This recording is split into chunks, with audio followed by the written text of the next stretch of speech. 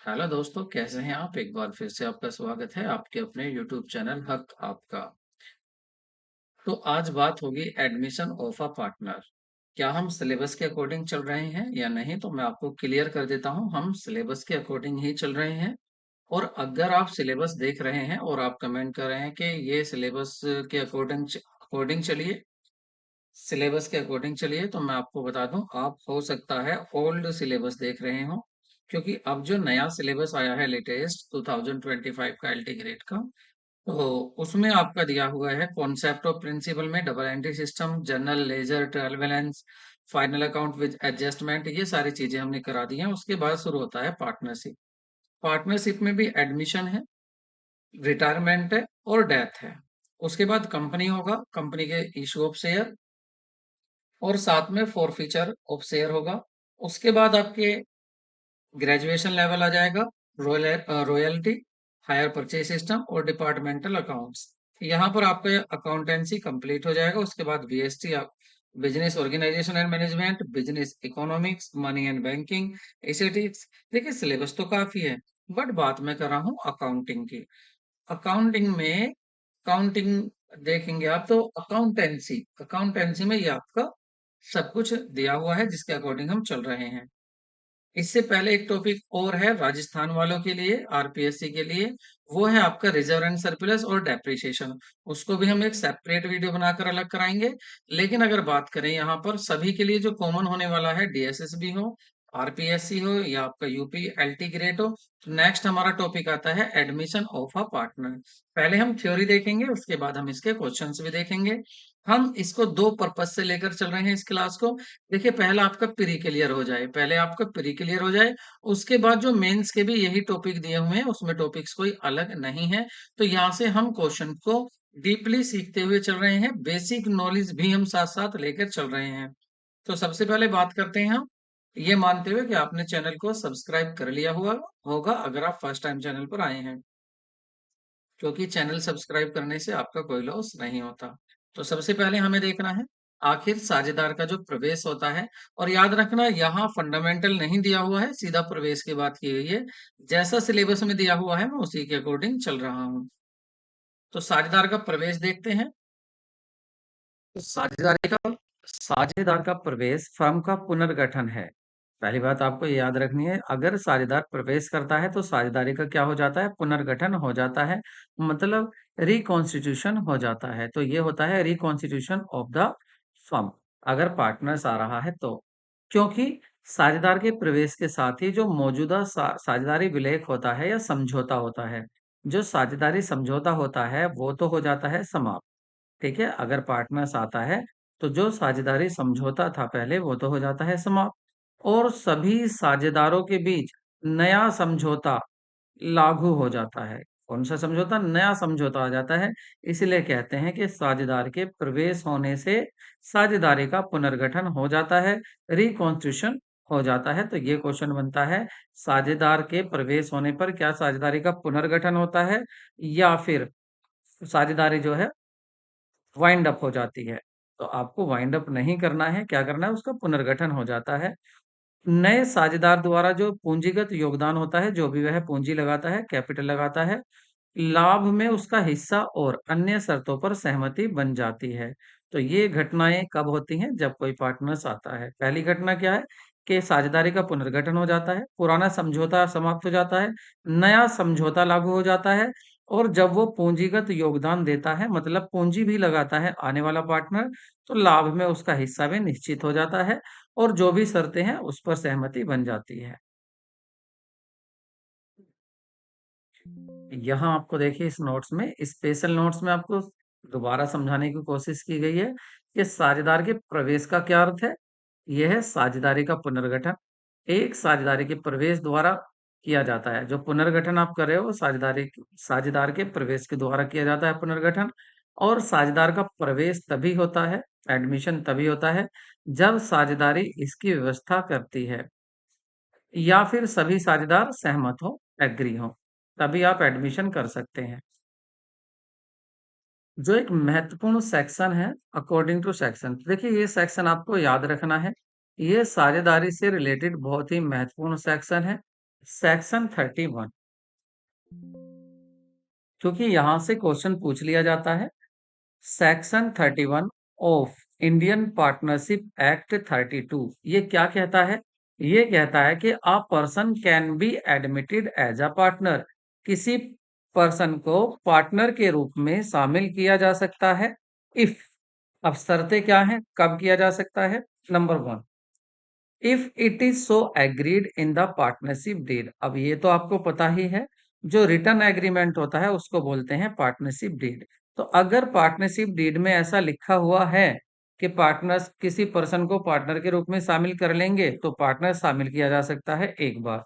या फिर in the absence of partnership deed, अगर एग्रीमेंट नहीं है, अगर माना एग्रीमेंट नहीं है, वो भी रिटर्न एग्रीमेंट, पार्टनरशिप डीड नहीं है, फिर क्या होगा? फिर ये है कि all partners agree to admit the partners, कि पार्टनर अगर कोई शामिल किया जा रहा है तो उसके लिए सभी पार्टनर क्या होने चाहिए? बाकी पार्टनर एग्री होने चाहिए। अगर पहले से ही ए और बी पार्टनर है, या ए बी सी पार्टनर है और ये डी को बुलाना चाह रहे हैं, पार्टनरशिप डीड है नहीं, तो ये तीनों क्या होने चाहिए? एग्री होने चाहिए। यहां से आपका क्वेश्चंस बन सकता है, आपको याद रखना है। देखिए, सिलेबस बेशक ही आपको ये कम कर दिया गया है, लेकिन अब आपसे डीपली पूछा जाएगा, इसलिए मैंने आपके लिए डीपली क्लास तैयार की है। मुझे पता है कुछ ऐसे होंगे, देखते ही भाग जाएंगे, देखेंगे कि यहाँ क्वेश्चंस नहीं हो रहे, लेकिन याद रखना, अगर आपका कॉन्सेप्ट क्लियर है तो आप हर क्वेश्चन का आंसर दे सकते हैं। अगर कॉन्सेप्ट ही क्लियर नहीं है तो आप आंसर नहीं दे सकते। आप उन्हीं क्वेश्चंस के आंसर दे सकते हो जो आपको क्लास में कराए जा रहे हैं। इसलिए मैं चाहता हूं आप सभी क्वेश्चंस के आंसर दें और आप कॉन्सेप्ट को अच्छे से करें। नोट्स आपको फ्री ऑफ कॉस्ट कहाँ मिल जाएंगे? टेलीग्राम हमारे चैनल में मिल जाएंगे। हक आपका टेलीग्राम चैनल है, वहां आपको मिल जाएंगे free of cost total notes. तो कब शामिल हो सकता है और कौन कहता है? तो देखिए, धारा 31 के अनुसार एक साझेदार, एक पर्सन को तभी साझेदारी में बुलाया जा सकता है जब ऐसा एग्रीमेंट हो तो, या तो एग्रीमेंट होना चाहिए या फिर सभी साझेदार तैयार होने चाहिए, यदि एग्रीमेंट नहीं है तो। चलो, ये मान लिया हमने, पार्टनर्स आ जाता है, पार्टनर्स पार्टनरशिप में आ गया। अब क्या होगा? अब क्या होने वाला है कि जब एडमिशन हो जाता है उसके बाद जो न्यू पार्टनर होगा गेट्स फॉलोइंग टू राइट्स, तो अब उसको दो अधिकार मिलेंगे। दो क्या मिलेंगे? उसको राइट्स मिलेंगे, दो अधिकार प्राप्त हो जाते हैं अगर किसी पर्सन को साझेदार के रूप में शामिल कर लिया जाता है। अब वो दो कौन कौन से अधिकार हैं? Number one, right to share future profit of the firm, कि वो फर्म का जो फ्यूचर में, भविष्य में जो लाभ होगा, प्रॉफिट होगा, उसको क्या करेगा? शेयर करेगा, बांटेगा। फर्म का जो भावी लाभ होगा, भविष्य में होने वाले लाभ को वो क्या करेगा? बांट लेगा, आपस में साझा करेगा, वो भी उसका भी हिस्सा होगा आने वाले का। एक तो हो गया ये राइट। दूसरा right, right to share of assets of the firm, जो फर्म की एसेट है उनमें भी ये अपना क्या करेगा? शेयर लेगा। क्यों?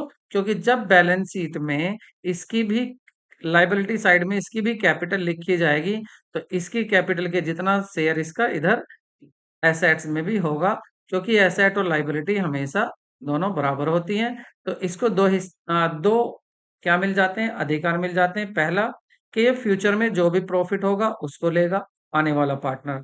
और दूसरा क्या है? दूसरा, जितनी भी परिसंपत्तियां हैं उनमें भी अपना हिस्सा लेगा, उनको भी साझा करेगा। लेकिन इसके साथ ये नहीं है कि बस अधिकार ही हैं। अगर कोई पार्टनर, अगर कोई पर्सन पार्टनरशिप में शामिल होता है, प्रवेश लेता है, एडमिशन लेता है, तो प्रवेश के बाद क्या होगा? व्यवसाय की देयता, जितनी भी जिम्मेदार देयता होगी, जितनी भी लाइबिलिटी होगी, और फर्म को होने वाली किसी भी हानि के लिए, सबके लिए वह उत्तरदायी होगा, दोनों के लिए। तो यही ना याद रखें आप कि बस क्या है, दो राइट ही मिल रहे हैं, राइट के साथ क्या है? दो रेस्पॉन्सिबिलिटी भी मिल रही हैं। क्या क्या रेस्पॉन्सिबिलिटी है? अगर हानि होती है किसको? फर्म को, उसमें भी ये हिस्सा लेगा आने वाला पार्टनर। और दूसरा क्या है? अगर अगर व्यवसाय की कोई देयता है, लाइबिलिटी है, तो उस लाइबिलिटी में भी इसका हिस्सा होगा, किसका? आने वाले पार्टनर का। तो ये राइट्स भी मिलते हैं दो, और ये दोनों क्या है? दोनों रेस्पॉन्सिबिलिटी भी मिल जाती हैं।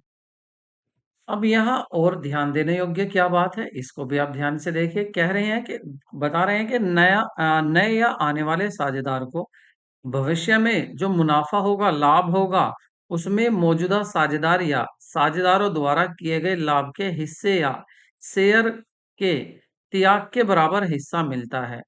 मतलब फ्यूचर में जो भी प्रॉफिट होगा, आने वाले को कितना मिलेगा? जितना पुराने वाले छोड़ देंगे, जितना पुराने जो पुराने साझेदार थे वो त्याग करेंगे, उतना हिस्सा नए को मिल जाएगा। नया आने वाला जो साझेदार है, सभी हिस्सेदारों को इसके लिए क्या करेगा?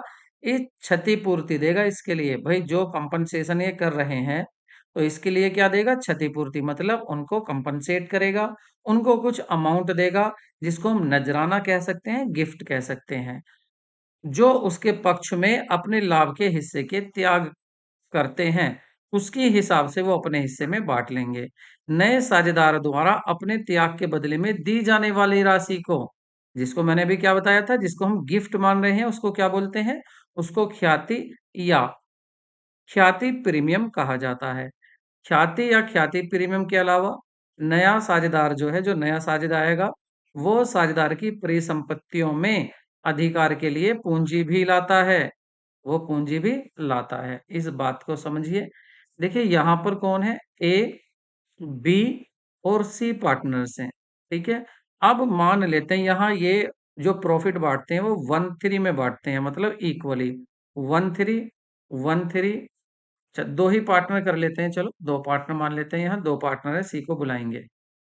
तो ये प्रॉफिट कैसे बांटते हैं? 1/2 1/2, क्योंकि दो हैं तो इक्वली बांटेंगे, 1/2 और 1/2, और जो तीन होंगे तो 1/3 1/3। तो ये इस तरह से प्रॉफिट बांटते हैं। माना यहाँ पर जो प्रॉफिट हो रहा था, प्रॉफिट हो रहा था कितना? 60,000 रुपए का। कितना प्रॉफिट हो रहा था? 60,000 रुपए का। अब जब इसको ये दोनों बांटेंगे, कितना कितना लेंगे? 30,000 ए ले लेगा, 30,000 बी ले लेगा। अब आप एक बात समझिए, अगर नए पार्टनर्स को ये बुलाते हैं, मतलब ये सी को भी बुला लेते हैं और कहते हैं भाई अब इक्वल बांटेंगे प्रॉफिट, तो अब कैसे बांटेंगे प्रॉफिट? अब ये बांटेंगे ए, बी, सी। किस तरह से? 1/3 इक्वली, 1/3 इक्वली और 1/3 इक्वली। तो इस तरह से अब ये क्या करेंगे? प्रॉफिट को ये बांटेंगे। अब अगर अब की बार मान लेते हैं, अब की बार अगर 60,000 हुआ, प्रॉफिट ज्यादा नहीं हुआ, अगर अब की बार भी 60,000 हुआ, तो अब तीनों में बटेगा तो कितना आएगा? 20,000 इसको मिलेंगे, 20,000 इसको मिलेंगे, और 20,000 आने वाले मतलब सी को मिल जाएंगे। अब आप एक बात देखिए, पहले ए को कितने मिल रहे थे? 30। अब कितने मिल रहे हैं ए को?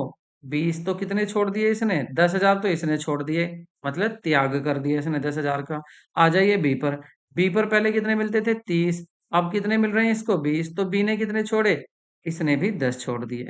अब आप ये देखिए, 10,000 तो ए ने छोड़े और 10,000 ही बी ने छोड़े, तो कितने हो गए? ये हो गए 20,000, और ये 20,000 किसको मिल गए? ये मिल गए आपके सी को। तो ये समझाया जा रहा है आपको कि जब कोई नया पार्टनर आता है, तो पुराने साझेदार अपना हिस्से में से जो उनको मिल रहा था, वो आने वाले पार्टनर्स को त्याग देते हैं, कुछ दे देते हैं। ठीक है। और वो उतना ही होता है, जितना ये छोड़ेंगे उतना किसको मिलेगा? आने वाले को मिलेगा। ये 10-10 मतलब 20,000 छोड़ रहे हैं, तो 20,000 इसको मिल रहा है। तो इसके बदले में जो यहाँ पर इसको ये 20,000 रुपए मिल रहे हैं, इसके बदले में ये इनके लिए क्या लाता है? ये लाता है प्रीमियम ऑफ गुडविल। क्या लाता है? प्रीमियम ऑफ गुडविल, मतलब ख्याति लाता है। क्या लाता है? ख्याति लाता है। बस ख्याति ही लाएगा? नहीं, ये ख्याति तो कौन कौन ले लेंगे? ए भी ले लेगा इस ख्याति को, और बी भी ले लेगा। लेकिन इसके साथ साथ लेकर आता है वो कैपिटल। बिजनेस में क्या लेकर आएगा? वो कैपिटल लेकर आएगा, पूंजी लेकर आएगा बिजनेस में, कि भाई मैं भी इतना पैसा लगा रहा हूं, मुझे भी प्रॉफिट चाहिए। सी। ठीक है। और ये गुडविल लाएगा, उस गुडविल को ये बांट लेंगे, जैसे अगर बराबर बराबर छोड़ रहे हैं उसको, तो बराबर, और आधा जिस जिस हिसाब से भी उसको त्याग कर रहे हैं अपना हिस्सा, उसी हिसाब से ये गुडविल को भी बांट लेंगे। तो गुडविल क्या है? गुडविल एक तरह से समझ लीजिए, ये है आपका एक गिफ्ट। कौन लाएगा? आने वाला पार्टनर। क्यों लाएगा? क्योंकि पुराने पार्टनर्स उसको अपने हिस्से में से हिस्सा देंगे फ्यूचर में, तो इसलिए वो इनको कंपनसेट कर रहा है। इसको बांटेंगे कौन? इसको बांट लेंगे पुराने पार्टनर, जो भी वो गुडविल ला रहा है। क्या आने वाले पार्टनर गुडविल ही लाएगा? नहीं जी, वो गुडविल भी लाएगा और साथ में अपनी कैपिटल भी लाएगा, वो कैपिटल भी लाएगा। क्यों लाएगा कैपिटल? बिजनेस में पैसा भी तो लगाना है उसको, तभी तो उसको एसेट में हिस्सा मिलेगा। तो दो चीज लाएगा वो आने वाला, कैपिटल भी लाएगा और गुडविल भी। बिना कैपिटल के आप उसको बिल्कुल भी एडमिशन नहीं दोगे। हाँ, प्राइवेटली दे सकता है, वो केस हम आगे देखेंगे। बिल्कुल डीपली लेके चलेंगे इस क्लास को, जिसको जाना है वो बिल्कुल चला जाए। बाकी इसको लेके चलेंगे, कुछ नहीं छोड़ने वाले, क्योंकि सिलेबस कम है बट डीपली पूछे जाएंगे क्वेश्चंस। तो यहाँ तक इतना क्लियर होगा, आगे बढ़ते हैं। तो बात ये है नेक्स्ट, और यहाँ से आपका क्वेश्चंस भी बना के पूछ लेंगे कि इफेक्ट क्या होंगे अगर आप एडमिशन करते हैं पार्टनर का, साझेदार का यदि आप प्रवेश करते हैं, तो उसके प्रवेश होने से आखिर क्या क्या प्रभाव होंगे, उन बातों को देखते हैं। तो नंबर वन, सबसे पहले क्या होगा, जो पुरानी पार्टनरशिप है वो तो हो जाती है खत्म, वो हो जाती है खत्म, कम्स टू एन एंड, वो खत्म हो जाती है पुरानी पार्टनरशिप, पुरानी साझेदारी। लेकिन साझेदारी फर्म खत्म नहीं होती, साझेदारी खत्म हो जाती है पुरानी, और उसकी जगह नई साझेदारी आ जाती है, नई पार्टनरशिप उसकी जगह आ जाती है, लेकिन फर्म ऐसे ही कंटिन्यू चलती रहती है। एक बात। दूसरी बात क्या है? दूसरी एक है, जो नया पार्टनर है, या उसको इनकमिंग पार्टनर भी कह सकते हैं, न्यू पार्टनर भी कह सकते हैं, वो entitled to share future profit of the firm, कि उसको अधिकार हो जाता है कि अब फ्यूचर में जो भी फर्म प्रॉफिट अर्न करेगी, लाभ कमाएगी, उसमें से वो आने वाला पार्टनर हिस्सा लेगा। The combined profit share of the old partners get reduce, और इससे क्या होगा कि जो पुराने पार्टनर्स थे उनका जो हिस्सा है वो कम हो जाएगा, क्योंकि अब क्या है, कहीं ना कहीं कुछ ना कुछ वो हिस्सा किस पर पहुंच जाएगा, आने वाले पार्टनर्स पर वो हिस्सा पहुंच जाएगा। और क्या इफेक्ट होगा? और इफेक्ट होगा कि जो न्यू या इनकमिंग पार्टनर है वो कंट्रीब्यूट करता है क्या, agreed amount of capital, firm में वो क्या लाएगा, वो कैपिटल लाएगा, कैपिटल भी वो लगाएगा। आपको याद रखना है क्या लगाएगा वो फर्म में, वो कैपिटल भी लगाएगा, कैपिटल मतलब पूंजी भी लगाएगा जो पार्टनर आ रहा है। ये हम वो देख रहे हैं कौन कौन से इफेक्ट होते हैं, और यहीं से आपसे पूछ लेगा बताइए कौन सा इफेक्ट नहीं होता है, और यहीं से क्वेश्चन आपका बन जाएगा। तो इसलिए आप अच्छे से इस क्वेश्चन को समझ ले। नेक्स्ट देखिए और क्या होगा, न्यू और इनकमिंग पार्टनर, जो आने वाला पार्टनर है उसको अधिकार मिल जाएगा, राइट मिल जाएगा उसको, किसमें, एसेट में, एसेट में उसको हिस्सा लेने का राइट मिल जाएगा। ऑल्सो बिकम द लाइबल, और साथ में उसकी लाइबिलिटी भी बन जाएगी, उसके वो लाइबल होगा, जिम्मेदार होगा किसके लिए, जो फर्म की लाइबिलिटी है, तो फर्म की लाइबिलिटी के लिए भी जिम्मेदार होगा वो आने वाला पार्टनर, और फर्म में जो संपत्ति है उसमें हिस्सा भी लेगा। तो जल्दी से एक बार देखते हैं, अगर पार्टनर आता है तो क्या फर्क पड़ता है हमारी पार्टनरशिप पर। पुरानी पार्टनरशिप खत्म हो जाती है, नई बन जाती है। जो पार्टनर से नया वाला वो प्रॉफिट में हिस्सा लेता है, तो इस वजह से पुराने वालों का हिस्सा कम हो जाता है। जो नया पार्टनर है वो बिजनेस में पूंजी भी लगाता है, कैपिटल भी लगाता है, और इसकी वजह से उसको अधिकार मिल जाता है एसेट में हिस्सा हिस्सा लेने का, और साथ में उसकी जिम्मेदारी बन जाती है कि वो लाइबिलिटी भी फर्म की पूरी कराएगा। और साथ में क्या होगा उस समय, देखिए अगर पार्टनर आएगा तो साथ में क्या करना पड़ेगा, adjustment made for the reserve, accumulated profit and loss.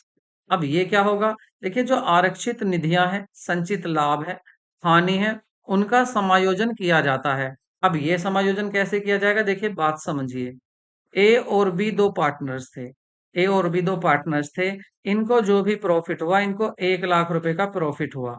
कितना प्रॉफिट हुआ, 1 लाख रुपए का प्रॉफिट हुआ इन दोनों को। इन्होंने क्या किया, इन्होंने किया भाई एक काम करते हैं, इस 1 लाख में से 20,000 रुपए हम क्या कर देते हैं, जनरल रिजर्व में ट्रांसफर कर देते हैं। कहाँ, जनरल रिजर्व में, ठीक है, सामान्य रिजर्व में इसको ट्रांसफर कर देते हैं, संचय में। क्यों भाई, ऐसा ना हो फ्यूचर में हमें जरूरत पड़ जाए तो यहां से ले लेंगे। बचे कितने, 80,000। अब 80,000 में भी बी कहने लगा भाई एक काम कीजिए, क्या करना है भाई, इसे जो बांटते हैं हम, 20,000 और छोड़ दो, 20,000 प्रॉफिट एंड लॉस अकाउंट में ही छोड़ दो। बाकी कितने बचेंगे, 20,000 छोड़ने के बाद 60,000, 60,000 को हम बांट लेते हैं, तो 30 तो मिल गए ए को, 30 कितने मिल गए, ए को मिल गए, और 30,000 कितने मिल गए, ये बी को मिल गए। अब जरा आप ध्यान से दोबारा देखिए, अब ए को कितना प्रॉफिट मिला? 30,000। बी को कितना मिला? 30,000। अब इन दोनों ने रिजर्व में पैसा कितना रखा हुआ है? अब ध्यान रखना इस बात को, देखिए आप, जनरल रिजर्व में जो इन्होंने पैसा रखा हुआ है वो है 20,000, और साथ में इन्होंने प्रॉफिट एंड लॉस अकाउंट में भी कुछ छोड़ा था। वो कितना था? वो भी 20,000 रुपए था। अब क्या होता है, एक नया पार्टनर आता है सी। अब जैसे ही सी यहां से आता है, एंट्री करता है, ये सी को यहीं रोक लेते हैं। कहते हैं भाई रुक जा, भाई अभी रुक जा, थोड़ा सा हमारा हिसाब है उसको हम फाइनल कर लेते हैं। अब ये ए और बी आपस में सलाह करते हैं, भाई देखो वो आ रहा है, सी आ रहा, सी अब वो फ्यूचर में हिस्सा लेगा। अगर हम उसको चलो ठीक है एडमिशन दे देते हैं, लेकिन यार वो जो हमारा प्रॉफिट था 20,000 ये रहा, 20,000 ये रहा, इसको तो बांट लो। ऐसा ना हो वो आने के बाद इसमें उसका भी हिस्सा हो जाए, क्योंकि ये तो प्रॉफिट इन्होंने कमाया है ए बी ने। तो ए बी जल्दी से क्या करेंगे, इसको भी बांट लेंगे और इसको भी बांट लेंगे। इन दोनों को ही क्या बोला जाता है? इन्हीं को बोला जाता है एक्युमुलेटेड प्रॉफिट या रिजर्व। रिजर्व ये रहा और एक्युमुलेटेड प्रॉफिट ये रहा। तो ये आन जब पार्टनर्स आता है तो पुराने पार्टनर्स क्या करते हैं, भाई अभी बाहर ही रुक जा, जो भी हमारा प्रॉफिट है रखा हुआ जो हमने बांटा नहीं था, पहले उसको हम बांट लेते हैं आपस में, अब उसको बुलाएंगे। ठीक है, तो यही बात यहाँ पर बता रहे हैं पॉइंट टू पॉइंट, इस पॉइंट में कि जब संचित जो लाभ है, एक्युमुलेटेड प्रॉफिट है या रिजर्व है, उसको सबको वो बांट लेते हैं। कब? जब नया पार्टनर आता है, उसको आने के पहले ही। और किस में बांट लेते हैं? क्वेश्चन ये पूछा जाता है, ये ध्यान रखना, किस में बांटते हैं? ओल्ड प्रॉफिट शेयरिंग रेशो में बांटते हैं, जो उनका पुराना शेयर प्रॉफिट शेयरिंग रेशो है। जिस तरह से वो पहले बांटते थे प्रॉफिट, उसी तरह से इसको आप बांट लेंगे पुराने पार्टनर्स, पुराने ही प्रॉफिट शेयरिंग रेशो में। और क्या होता है, जो परिसंपत्तियां होती हैं उनका पुनः मूल्यांकन होता है, उनका पुनः मूल्यांकन होता है, और जो देनदारियां होती है उनका भी पुनः मूल्यांकन होता है। जो शुद्ध परिवर्तन आया है वो पुराने साझेदार अपने पूंजी खाते में पुराने ही प्रॉफिट शेयरिंग रेशो में, और अगर पूंजी खाता फिक्स है तो अपने चालू खाते में उसको वो अपने पुराने ही लाभ साझाकरण अनुपात में समायोजित कर लेते हैं, मतलब उसको बांट लेते हैं। समझो इस पॉइंट को क्या कह रहे हैं। देखिए इस पॉइंट में आपसे कह रहे हैं कि भाई ए और बी की बात करते हैं। ए और बी जो है, ए बी क्या है, इन्होंने कोई एसेट ली थी, मान लेते हैं इन्होंने 10 लाख रुपए की कोई एसेट खरीदी, कोई मशीन खरीद ली, 10 लाख रुपए की कोई मशीन खरीद ली, और इसको ये चला रहे थे। ये मशीन इतनी मेहनत से खरीदी इन्होंने, बहुत मेहनत से, और ये मशीन अब मार्केट में नहीं आ रही है। अब आता है सी। कौन आता है? सी। अब सी आकर पूछता है भाई आपके पास कितनी एसेट है, कितनी लायबिलिटी है? तो ये देखते हैं मार्केट में इस मशीन की कीमत हो जाती है 15 लाख। कितनी हो जाती है? 15 लाख। तो कितना एसेट बढ़ गई, तो ये तो प्रॉफिट हो गया किसके लिए? बी के लिए। तो कितना प्रॉफिट हो गया? 5 लाख रुपए का प्रॉफिट हो गया। तो ये प्रॉफिट किसको जाना चाहिए? सी तो अभी आया है ना, आज सी को तो इन्होंने बाहर रोक लिया, तो ये प्रॉफिट जाना चाहिए किसको? ए और बी को जाना चाहिए, क्योंकि इस मशीन को वही खरीद कर लाए थे, ए और बी। तो दोनों को ये 5 लाख रुपए मिल जाने चाहिए। इसी को कहते हैं कि वो जो एसेट का रिवोल्यूशन होता है, रिवैल्यूएशन होता है, मतलब दोबारा से वैल्यू देखी जाती है, उन्हें मूल्यांकन होता है। इसको ये ए और बी आपस में बांट लेंगे, और वो भी कैसे बांटेंगे? अपने पुराने वाले प्रॉफिट शेयरिंग रेशो में बांट लेंगे। इसी को कहा जाता है कि जो भी लाभ होगा यहाँ हमारी एसेट पर, उसको समायोजित कर लिया जाता है। भाई जरूरी थोड़ी ना है कि आपने जो 10 लाख रुपए की मशीन खरीदी थी वो बढ़ेगी बढ़ेगी, उल्टा भी तो हो सकता है, वो कम भी तो हो सकती है। अगर कम हो जाती तो इस लॉस को भी वो ए और बी दोनों बांट लेते हैं। अब नहीं, जो ये सी के सामने जो बैलेंस शीट रखेंगे, सी के सामने जो ये बैलेंस शीट रखेंगे, उसमें अपनी एसेट मतलब मशीन कितने की बताएंगे? 15 लाख रुपए की, 10 की नहीं कहेंगे, ये बताएंगे 15 लाख की, जो अब हो गई है। तो ये पॉइंट क्या कह रहा था, क्लियर है? भाई जब नया पार्टनर आएगा तो जितने भी प्रॉफिट बचा के रखा हुआ वो पुराने पार्टनर पहले ही बांट लेंगे अपने पुराने प्रॉफिट शेयरिंग रेशो में, और जितनी भी फर्म्स की संपत्तियां होंगी उनका पुनः मूल्यांकन किया जाएगा। अगर जो भी प्रॉफिट या लॉस होता है उसको पुराने पार्टनर्स पुराने ही प्रॉफिट शेयरिंग रेशो में बांट लेंगे। दूसरा, फर्म की जो ख्याति का मूल्यांकन किया जाता है, यहाँ पर हम फर्म की ख्याति का क्या करते हैं? मूल्यांकन करते हैं, मतलब वैल्यू निकालते हैं। Goodwill of the firm is valued, उसकी वैल्यू निकाली जाती है कि हमारी फर्म की गुडविल कितनी है। तथा फिर क्या होता है, कि लाभ प्राप्त करने वाले साझेदारों द्वारा त्याग किए गए लाभ के हिस्से के लिए त्याग करने वाले साझेदार को भुगतान किया जाता है। ये त्यागने आने वाले साझेदार को भुगतान, ये जो देखिए, ये जो आपकी ख्याति है, इसका भुगतान किसको किया जाना है? इसका उसको किया जाना है तो त्याग करेगा। त्याग करेगा मतलब ये त्याग वाली बात कैसे आई? ये इसलिए आई, ऐसा भी हो जाता है कभी कभी, तीन पार्टनर हैं ए बी सी, और ये बुलाते हैं किसको? डी को बुलाते हैं। तो कभी कभी ऐसा हो जाता है कि डी कहता है कि मुझे चाहिए 1/6 चाहिए। कितना चाहिए? 1/6, और इसका आधा तो मैं लूंगा बी से और आधा लूंगा ए से। तो अब आप ये देखिए, ए अपना हिस्सा दे रहा है आने वाले डी को, बी अपना हिस्सा दे रहा है आने वाले डी को, क्या सी भी अपना हिस्सा कुछ दे रहा है? नहीं। तो इसका मतलब ये है, अगर डी गुडविल लाता है, मतलब प्रीमियम ऑफ गुडविल लाता है, अपने हिस्से की ख्याति लाता है, तो डी ना तो सी को देगा, केवल किसको देगा? ए और बी को देगा यहाँ पर। तो यही कहा गया है कि जो पार्टनर्स आता है और वो गुडविल लाता है, तो वो गुडविल उसी को मिलेगी जो अपने हिस्से में से त्याग करता है। उसी को इंग्लिश में कहते हैं सैक्रिफाइसिंग पार्टनर्स, मतलब त्याग करने वाले साझेदार। तो उनको किस अनुपात में त्याग कर रहे हैं, उसी अनुपात में उनको गुडविल मिल जाएगी। न्यूमेरिकल क्वेश्चन कैसा होगा इसका, प्रैक्टिकल क्वेश्चन कैसा होगा, वो हम आगे इसका देखेंगे, क्योंकि ये एक ऐसा टॉपिक है जिससे आपको प्रैक्टिकल प्लस थ्योरी दोनों में क्वेश्चंस पूछे जाने हैं। आगे चलते हैं। एक नज़र आप इनको भी ज़रूर देख लें कि अगर पार्टनर्स आता है तो कौन-कौन सी एडजस्टमेंट है जो आपको करनी होती हैं, उन एडजस्टमेंट को भी आप याद रखें। देखिए, जो चेंज हो जाता है प्रॉफिट शेयरिंग रेशो में, तो इसकी वजह से आपको नया प्रॉफिट शेयरिंग रेशो निकालना पड़ता है और सैक्रिफाइसिंग रेशो निकालना पड़ता है। कैसे निकालेंगे वो हम आगे सीखेंगे। वैल्यूएशन ऑफ गुडविल और अकाउंटिंग ऑफ गुडविल। गुडविल को देखा जाता है कितनी गुडविल होगी और उसकी एंट्रीज बनाई जाती हैं, लेने की और देने की क्या-क्या एंट्री होंगी, लाने की और बाँटने की। और जितना भी प्रॉफिट होता है या रिवलेशन अकाउंट होता है, उसमें रीअसेसमेंट ऑफ लायबिलिटी होती है। लायबिलिटी को दोबारा से मूल्यांकन किया जाता है और संपत्ति का भी दोबारा से मूल्यांकन किया जाता है। डेफर्ड रेवेन्यू एक्सपेंडिचर अगर कोई होता है, उसको भी पुराने पार्टनर्स ही एडजस्ट कर लेते हैं। जितने भी रिजर्व एक्युमुलेटेड प्रॉफिट ये सब होते हैं, इनको भी क्या कर लेते हैं, इनका भी एडजस्टमेंट कर लेते हैं पुराने पार्टनर्स। दूसरा, एडजस्टमेंट ऑफ कैपिटल। क्या हो जाता है, कभी कभी ऐसा भी हो जाता है, और ऐसा भी हो जाता है कभी-कभी कि एडजस्टमेंट ऑफ कैपिटल भी basis of new profit sharing ratio के आधार पर भी करना पड़ जाता है। कैसे करना पड़ जाता है? देखिए, इसको भी समझ लीजिए।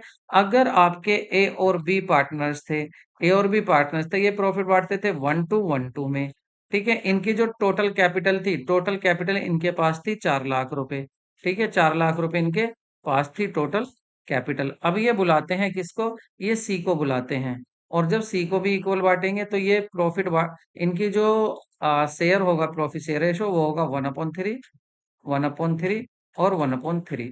और ये सी से कहते हैं कि भाई तुझे भी पूंजी लानी है बिजनेस में, तू भी पैसा लगाएगा। अब ये कितना मंगाते हैं? ये इससे मंगाते हैं 3 लाख रुपए। कितने मंगाते हैं इससे? 3 लाख रुपए मंगाते हैं सी से कि भाई 3 लाख रुपए लेके आ। अब सी ऐसा भी कह सकता है कि चलो मैं तो 3 लाख रुपए लेकर आ रहा हूँ, भाई मैं आपके जितना तो हिस्सा लूंगा। आपकी कैपिटल कितनी है? तो ए कहता है भाई मेरे पास तो 2 लाख रुपए हैं और बिजनेस में 2 लाख लगा रखे हैं। बी कहता है मैंने भी 2 लाख रुपए लगा रखे हैं।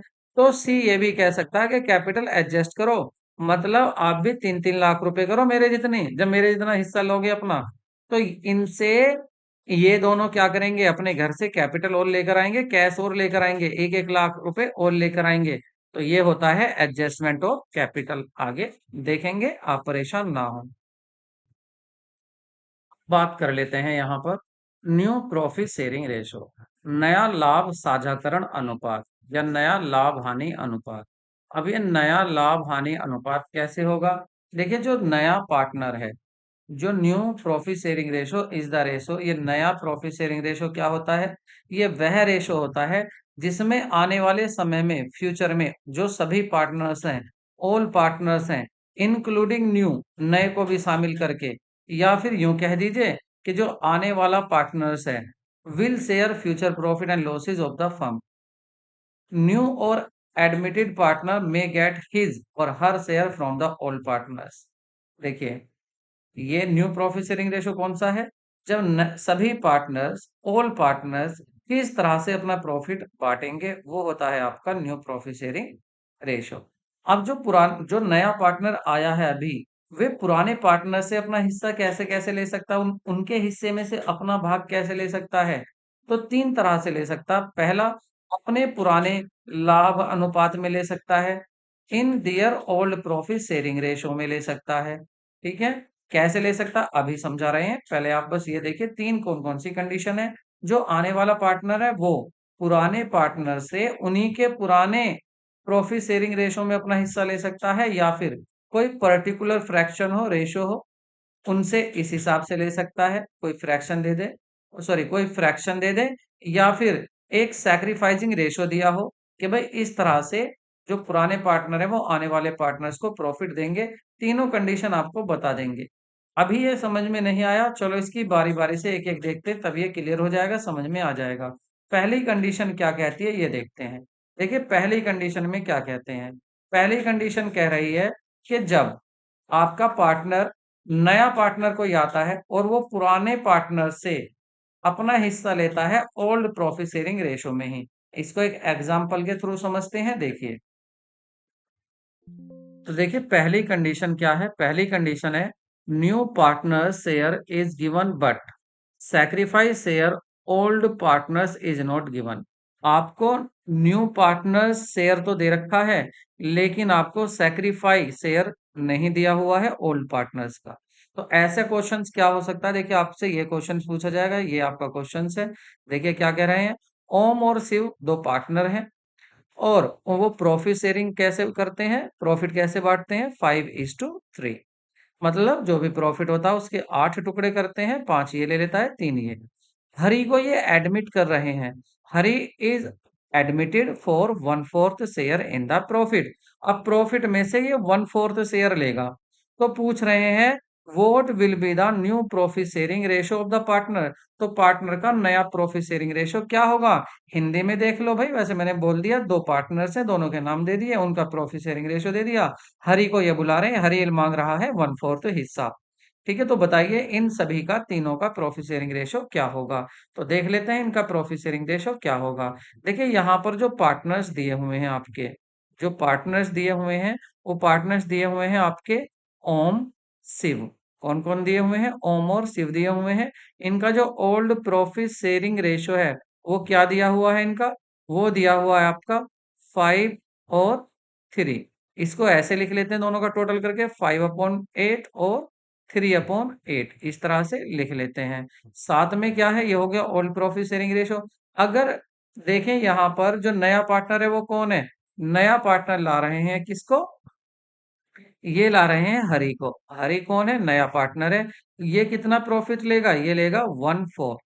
अब बात ये आती है 1/4 जो है, भाई ये दोनों पार्टनर कुछ छोड़ेंगे इसको, तभी तो ये 1/4 लेगा। अब ये 1/4 ये दोनों देंगे, कितना कितना देंगे 1/4 में से, तो ये कुछ नहीं कहा गया। तो ऐसी कंडीशन में क्या करेंगे, ये अपने ही शेयर में देंगे, अपने ही शेयर में इसको पूरा करेंगे। कैसे पूरा करेंगे ये देख लेते हैं। तो देखिए मान लेते हैं यहाँ पर, क्या कर लेते हैं, यहाँ मान लेते हैं कि माना यहाँ पर जो प्रॉफिट होगा फर्म को, वो मान लेते हैं 1 रुपए होगा। फर्म को प्रॉफिट कितना होगा, 1 होगा। अब इस 1 में से कौन, जो हरि है, हरि का भाग कितना हो जाएगा, हरि का शेयर, हरि का जो शेयर हो जाएगा वो हो जाएगा 1/4। तो हरि का शेयर कितना है, 1/4। अब शेष कितना बचा, बचेगा कितना, शेष हरि को देने के बाद, हरि को देने के बाद, देने के बाद, तो हरि को देने के बाद कितना बचेगा, 1 प्रॉफिट हुआ था, इसमें से 1/4 कम कर दो, इसमें से 1/4 कम कर दो, तो क्या बचेगा, ये बचेगा 3/4। अब इस 3/4 को 3/4 को कौन बांट लेंगे, ये बांट लेंगे दोनों, ये दोनों बांट लेंगे। तो देखते हैं कैसे बांटेंगे। देखिए पहले ओ को देखते हैं, ओ को कितना मिलेगा। ओ क्या करेगा, 3/4 का 3/4 का कितना ले लेगा, 5/8, कितना ले लेगा, 5/8 तो ले लेगा ओ। और एस कितना लेगा, एस कितना बचा था, एच को देने के बाद 3/4, तो 3/4 का 3/8 ये ले लेगा। मतलब अपने profit sharing, old profit sharing ratio में बांट लेंगे। तो क्या हो जाएगा 15, और यहाँ हो जाएगा 32, 4 अट्ठे 32, और यहाँ पर क्या हो जाएगा 9, और यहाँ हो जाएगा 32। अब इसका कितना था, 4 था, तो 4 को भी यहाँ 32 बना लीजिए। ठीक है, तो 4 को 32 बनाओगे, किसकी मल्टीप्लाई करनी पड़ेगी यहाँ, 8 की, 8 चौक 32, तो 8 की ऊपर भी करनी पड़ेगी, क्योंकि फ्रैक्शन का ये रूल है। अगर आप नीचे मल्टीप्लाई करते हो तो ऊपर भी आपको उसी नंबर की मल्टीप्लाई करनी पड़ेगी। तो 8 की मल्टीप्लाई कर लेते हैं, 8 से 8 एकम 8, और 8 चौक 32 कर लेते हैं। ठीक है, तो यहाँ पर देखिए 32 सबके यहाँ से हट जाएगा, तो क्या बचा, इनका बचेगा 15, 9 और 8। 15, 9 और 8, ये क्या हो जाएगा इनका, ये हो जाएगा नया प्रॉफिट शेयरिंग रेशो। तो आपका ऑप्शन कौन सा सही हो जाएगा, 15, 9, 8। अगर इसी क्वेश्चन में आपसे ये कहे सैक्रिफाई रेशो भी बताइए, सैक्रिफाई रेशो, तो यहां जब कुछ नहीं कह रहा था तो सैक्रिफाई भी यही होगा 5:3, क्योंकि बस ये कह रहा था आने वाले को कितना देना है, 1/4 देना है। आगे बढ़ते हैं, क्वेश्चन आई होप आपको समझ में आ गया होगा। दूसरी कंडीशन क्या हो सकती है, दूसरी देखिए, दूसरा क्वेश्चन देखते हैं। XYZ तीन पार्टनर्स थे फर्म में, प्रॉफिट बांटते थे वो 3:1 रेशो में बांटते थे। दे एडमिटेड डब्ल्यू, डब्ल्यू को बुलाते हैं वो, 10% शेयर देंगे प्रॉफिट में से। तो पूछ रहे हैं बताइए न्यू प्रॉफिट शेयरिंग रेशो क्या होगा। तो वही करना है, 10% का मतलब होता है इसको कितना देंगे, 10%। फ्रैक्शन में कैसे बनाओगे इसको, बिना परसेंट के, मतलब अपॉन में 100 आ जाएगा। इसको कट करेंगे तो ये आ जाएगा आपका 1/10। तो आने वाले को कितना दे रहे हैं, 1/10। अब आपको पता है आने वाले को अगर 110 देंगे तो शेष कितना बचेगा, तो मैंने वही कहा था, 1 तो मानते प्रॉफिट, 1 में से 1/10 तो दे दिया किसको, जेड को दे दिया। बचा कितना शेष, शेष बचेगा 9/10। ये मैंने कैसे कर दिया, आप इसको माइनस कर सकते हैं एलसीएम लेकर, या सीधा आप याद रखें कि अगर 110 को कम करना है 1 में से, तो ऊपर वाले को, अंश को हर में से ही कम कर दो। तो 10 में से 1 कम करोगे, 9/10 आ जाएगा। ठीक है, तो देखिए ये प्रॉफिट कब, 9/10 जो प्रॉफिट बच रहा है, ये कब बच रहा है, जेड को देने के बाद। अब एक्स कितना लेगा और वाई कितना लेगा, इसको बना लेते हैं। तो देखिए ये जो 9/10 है, इसको, इसका नो, अच्छा ये 3 है, एक्स वाई जेड और डब्ल्यू को बुलाते हैं, सॉरी, ये डब्ल्यू को बुलाते हैं, तो ये किसको मिल रहा है, डब्ल्यू को मिल रहा है। किसको मिल रहा है, डब्ल्यू को। तो एक्स वाई जेड और डब्ल्यू चार पार्टनर हो गए। तो यहाँ पर एक्स को कितना मिलेगा, एक्स को मिलेगा 9/10 का 3/6। अब ये 6 कहाँ से आया, देखो यहाँ से, 3, 2, 5 और 1, 6, ऐसे तो प्रॉफिट बांटते हैं ये क्या लेगा वाई, 9/10 का, ये लेगा 2/6, और यहाँ पर 9/10 का ये लेगा 1/6। और डब्ल्यू को कितना मिल रहा है, डब्ल्यू को तो पहली बात होगी 1/10 मिलेगा, डब्ल्यू को तो फाइनल था, शुरू में ही कह दिया। तो क्या आ जाएगा आंसर, ये आ जाएगा 27 और 60। यहां देखते हैं, 18 और मल्टीप्लाई करके गुणा करके क्या जाएगा, 60। इसका देखते हैं जेड का, 9 और यहाँ आ जाएगा 60। और यहाँ पर डब्ल्यू का देखते हैं, तो डब्ल्यू का भी नीचे 60 बना लो। अब आप बताइए इसमें मैं किसकी मल्टीप्लाई करूं जो ये 60 हो जाए, तो किसकी कर लेता हूँ, 6 की कर लेता हूँ। जब यहाँ 6 की कर रहा हूं तो ऊपर भी करनी पड़ेगी, मैथ्स का रूल है। तो ये कितना आ जाएगा, ये भी हो जाएगा 6 और नीचे 60।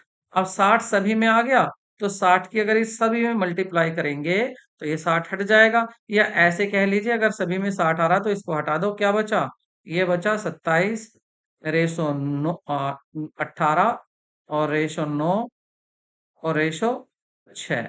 अब इसको क्या ऐसा नंबर है जो और इन सबको काट दे, हाँ है, क्या है, 6 से कट, 3 से कट जाएगा तो क्या आ जाएगा, 3 से 6 से कट जाएगा, नहीं 3 से कट जाएगा, 3 नीम 27, 3 छिंग 18, 3 तिया 9, और 3 दूनी 6। तो ये आ गया, ये आ गया आपका, क्या आ गया, जो नया प्रॉफिट शेयरिंग रेशो होगा वो होगा 9:6:3:2। तो ये आ गया आपका नया रेशो। आपने थ्योरी भी समझी और देखिए आपने प्रैक्टिकल क्वेश्चन भी यहाँ पर सीख लिया।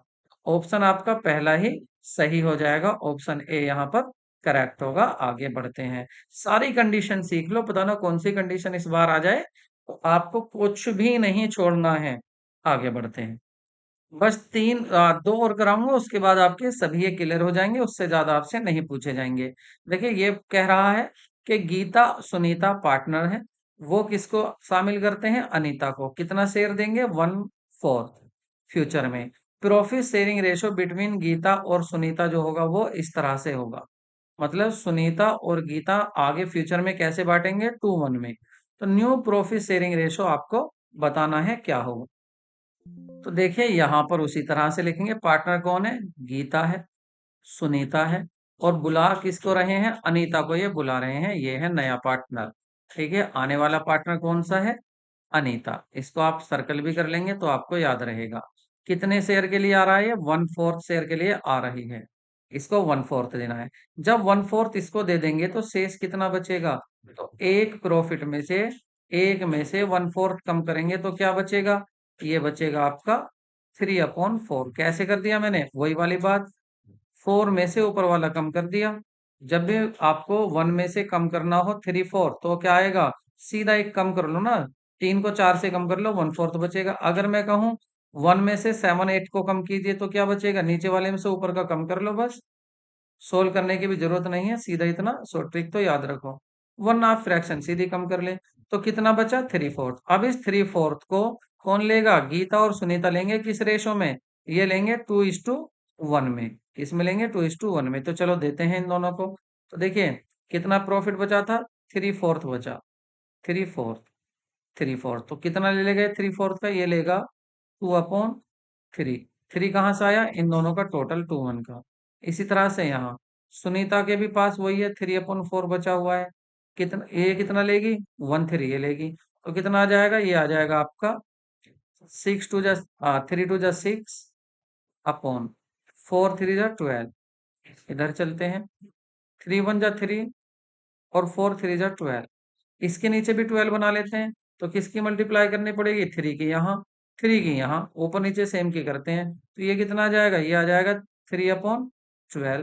फिर 12 सबके नीचे से हट जाएगा तो क्या बचेगा? 6:3 ये बचेगा आपका। और छोटा हो सकता है यहाँ, 3 3 से तीनों में डिवाइड हो जाएगा। तो 3 2 जा 6, 3 1 जा तो नया प्रॉफिट शेयरिंग रेशो क्या आ जाएगा आपका? यही आ जाएगा। ऑप्शन आपका ए सही होगा। और लास्ट कंडीशन आपकी देख लीजिए क्या हो सकती है? लास्ट कंडीशन ये हो सकती है। और इसके बाद आपके ये समझ गए आपके किस तरह से नया प्रॉफिट शेयरिंग रेशो निकलेगा। इसको और देख लो। आरती और भारती दो पार्टनर्स हैं, प्रॉफिट बांटते हैं 5:4 में। They admitted Sarthi for 110 share in the future which he takes equally from both. The new profit sharing ratio will be. देखिए कौन आ रहा है यहाँ पर? नया पार्टनर्स कौन है? जो नया पार्टनर है वो है आपका सारथी। कौन है ये? आपका सारथी है। सारथी आ रहा है। कितने शेयर के लिए आ रहा है सारथी? 110 के लिए। लेकिन सारथी कह रही है कि ये जो 110 है ये मुझको इक्वली किससे लेना है? आरती और भारती से। इक्वल मतलब इसके दो टुकड़े करो। तो जब इसके दो टुकड़े करोगे तो याद रखना नीचे ही डबल हो जाता है फ्रैक्शन में। ये आ जाएगा 120 और 120। ठीक है, इसका आधा करने से आप क्या है 1/10 को डिवाइड करके देख लेना 2 से। तो क्या आ जाएगा? 1/10 इंटू इसका रेसिप्रोकल कर दोगे तो ये आ जाएगा 1/2। तो 120 आपका आ जाएगा। तो इसके दो टुकड़े क्या हो गए? 110 120 120। अब ये सारथी जो है ये कह रही है कि मुझे ये तो चाहिए किससे? ये चाहिए आरती से और ये चाहिए मुझे भारती से। इस तरह से कह रही है। तो देखते हैं चलो। तो यहाँ पर कौन कौन है? आरती है, भारती है, और साथ में है यहाँ साक्षी। तो आरती के पास कितना प्रॉफिट था? ये प्रॉफिट जो बांटते थे 5/9। कहाँ से आया 9? यहाँ से इन दोनों का टोटल कर दिया 5 और 4 का। बी के पास कितना था पुराना? 4/9। तो इसमें से 5/9 में से कितना कम हो जाएगा? 120। भाई ये कहाँ गया? ये पहुंच गया सुनीता को। इसी तरह से यहाँ बी में से भी कम कर दो 120। कहाँ गया? ये पहुंच गया किसको? सुनीता को। और इसको कितना मिलेगा? इसको तो फाइनली 110 ही मिलना है। ठीक है, अब यहाँ देखिए कितना बचेगा। 20 और 9 का एलसीएम ले लेते हैं। एलसीएम क्या आएगा? एलसीएम आएगा आपका 180। आता हो एलसीएम ठीक, वरना कमेंट करें ना, एक क्लास इसको भी ले लेंगे। तो देखिए 9 से 120 180 को काटेंगे तो 18, 20 आ जाएगा। 20 × 5 = 100, माइनस 20 से भाग देंगे 180 को तो ये आ जाएगा आपका 9। और 9 एक का 9। इस तरह से यहाँ आ जाते हैं। यहाँ भी एलसीएम यही 180। 9 से डिवाइड करेंगे तो 20, 24 जा 80, माइनस 20 से इसको डिवाइड करेंगे 9, 9 9 जा, तो ये हो गया 80 माइनस 9, और ये हो गया 100 माइनस 9। तो कितना बचेगा? इसका 110 है ही, इसे कुछ नहीं, तो ऊपर लिख लेते हैं रेडिंग से। तो देखिए ए का कितना बचेगा, ये इसका बचेगा 91/100, 180। दूसरे का कितना बचेगा, इसका बचेगा आपका 71/180, और तीसरे का क्या है 110। तो अब आप बताइए मुझे, इसमें 10 में किसकी मल्टीप्लाई करो जो 180 हो जाए, 18 की। तो 18 के ऊपर भी करेंगे तो ये हो जाएगा 18 और नीचे 180। अब 180 हटा देते हैं तो क्या आएगा 91, 100, और ये हो जाएगा 71, और ये हो जाएगा 18। इसका मतलब ऑप्शन कौन सा सही हो जाएगा, ऑप्शन आपका सी सही होगा, 91, 71 और 18। देखिए ये बिल्कुल गलत है, ऐसा ना हो, जो पहले है वो पहले ही आएगा। एक मतलब आरती का हिस्सा ये है, इसका ये और इसका ये।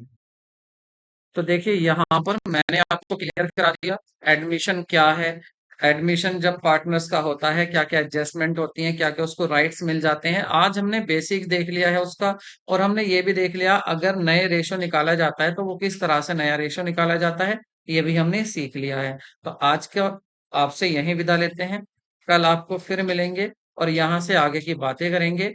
पीपीटी आपको ये नोट्स जो मिलेंगे वो तब मिलेंगे जब इसकी एक क्लास और हो जाएगी, क्योंकि यहाँ पर पूरे ही नोट्स हैं आपके।